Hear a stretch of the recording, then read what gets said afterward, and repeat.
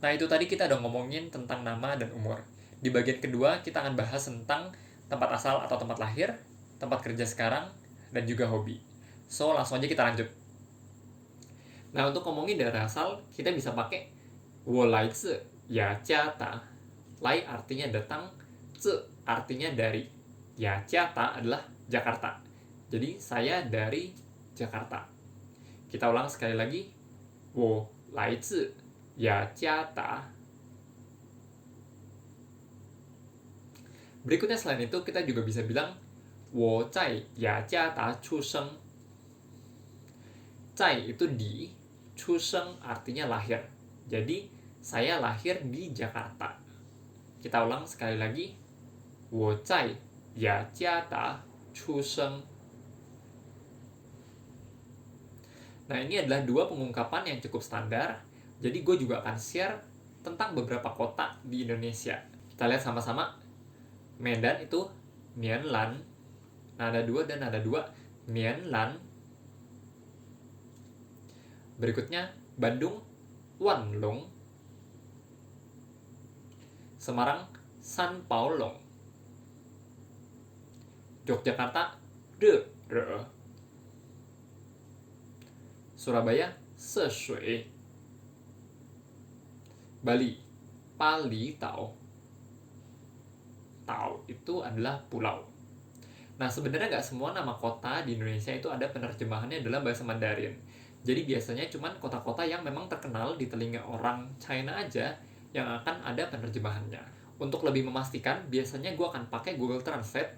Oke, kita cukup ganti inputannya dalam bahasa Indonesia, terus kita masukin nama kotanya, lalu di outputnya kita ganti dengan bahasa Mandarin Simplified, oke, dan kita translate. Berikutnya untuk memastikan lagi, biasanya gue akan cek di Baidu atau search engine-nya orang China.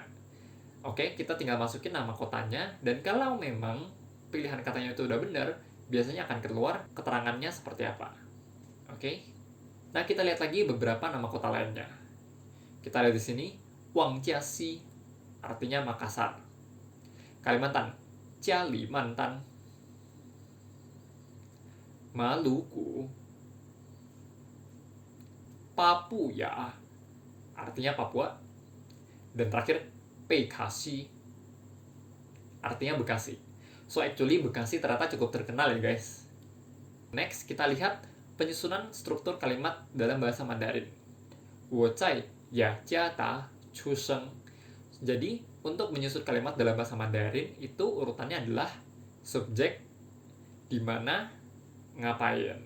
Oke, 我在雅加达出生. Saya di Jakarta lahir. Oke, kita bisa ganti kata kerjanya dengan sebelumnya kita udah belajar shangpan, artinya pergi kerja. Oke, 我在雅加达上班.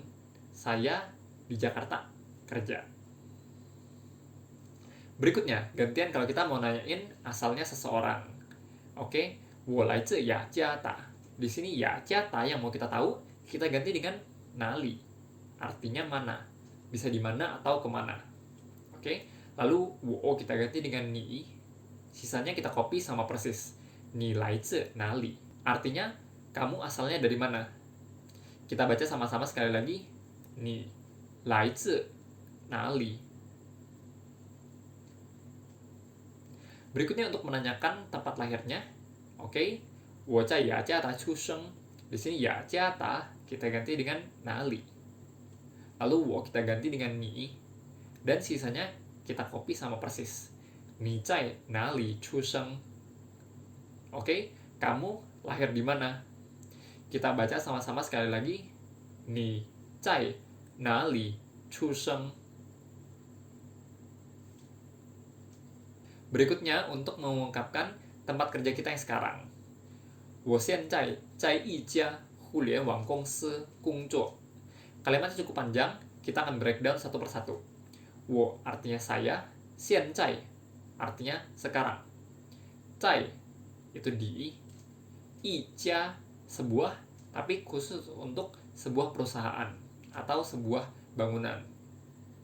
互联网 artinya internet. 公司 artinya perusahaan. 工作 artinya bekerja. Artinya, saya sekarang bekerja di sebuah perusahaan internet.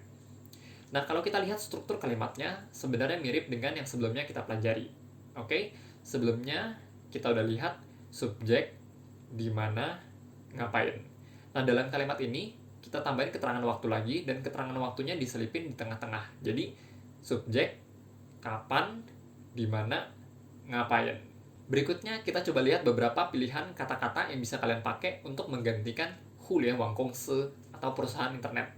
Oke, kita lihat pertama, gongchang. Artinya pabrik. Kedua, shangdian. Ingat nada 1 dan nada 4, shangdian. Artinya toko. Berikutnya, jiudian. Artinya hotel. Berikutnya, kuangye gongsi. Artinya perusahaan tambang. Kita ulang sekali lagi, nada 4, nada 4, nada 1, nada 1, kuangye gongsi. Berikutnya, wuliu gongsi. Artinya perusahaan logistik. Dan terakhir, lu xing she. Artinya travel agent. Oke, jangan lupa lu harus dibaca dengan monyong dan harus niat untuk menghasilkan bentuk suara yang benar. Lu xing she. Berikutnya kalau kita mau nanyain tempat kerja seseorang sekarang. 我现在在一家互联网公司工作.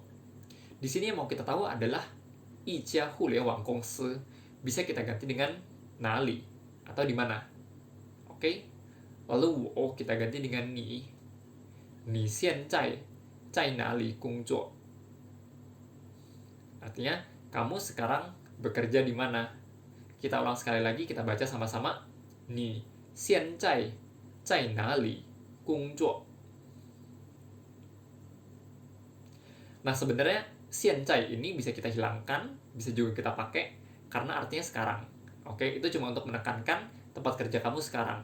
Kalau kita cuma mau nanya, 你在哪里工作? Kamu kerja di mana? Itu juga sebenarnya bisa-bisa aja. Terakhir kita lihat untuk menyatakan hobi. Oke, kita bisa ngomong dengan 我喜欢打羽毛球. 喜欢 artinya suka, 打羽毛球 artinya bermain bulu tangkis. Jadi saya suka bermain bulu tangkis. Kita baca lagi sama-sama. 我喜欢打羽毛球.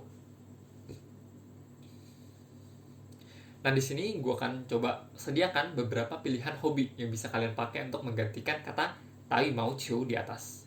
Pertama kita lihat 打篮球. Artinya main basket. Berikutnya 踢足球. Artinya bermain sepak bola. Next, 游泳. Artinya berenang. Next, 旅游. Artinya traveling. Terakhir, 摄影. Artinya fotografi. Oke, jadi hobi-hobi ini bisa langsung kalian gantikan ke atas. Misalnya kalian bilang 我喜欢游泳 atau 我喜欢摄影. Artinya saya suka fotografi. Berikutnya untuk menanyakan hobi seseorang, kita bisa tanya dengan 你的爱好是什么? 爱好 artinya hobi. Oke, jadi apa hobi kamu? Kita ulang sekali lagi. 你的爱好是什么? Nah, tadi untuk mengungkapkan hobi, kita bilang 我喜欢打羽毛球. Sebenarnya kita juga bisa menggantikan kata 打羽毛球 dengan 什么. Jadinya 你喜欢什么? Kamu suka apa? Oke, tapi kalau kita misalnya mendadak nanyain orang 你喜欢什么? Itu orangnya mungkin akan bingung, loh. Ini konteksnya apa? Apakah makanan atau hobi atau apa? Gitu. Kecuali kita udah ngomongin hobi dan mendadak kita nanya 你喜欢什么? Orang itu akan tahu, oh ini lagi nanyainnya hobi. Atau kita lagi ngomongin makanan, terus mendadak kita nanya 你喜欢什么? Orang itu akan paham bahwa yang kita tanya adalah makanan. Kamu suka apa? Gitu. Nah, kita juga bisa menggantikan kata 什么 dengan kata 谁. Jadinya 你喜欢谁? Atau kamu suka siapa? Oke? Tapi ini juga konteksnya harus jelas. Misalnya kita lagi ngomongin artis-artis di satu film, oke? Mendadak kita nanya 你喜欢谁? Nah, itu artinya kamu suka yang mana gitu. Nah, itu tadi semua bentuk-bentuk perkenalan yang cukup dasar. Kalian bisa coba untuk cek di kamus dan bikin kalimat kalian sendiri. Kalian tuliskan di komen dan nanti gue akan coba cek apakah kalimatnya udah bener atau belum. So that's it for today guys. 谢谢，再见。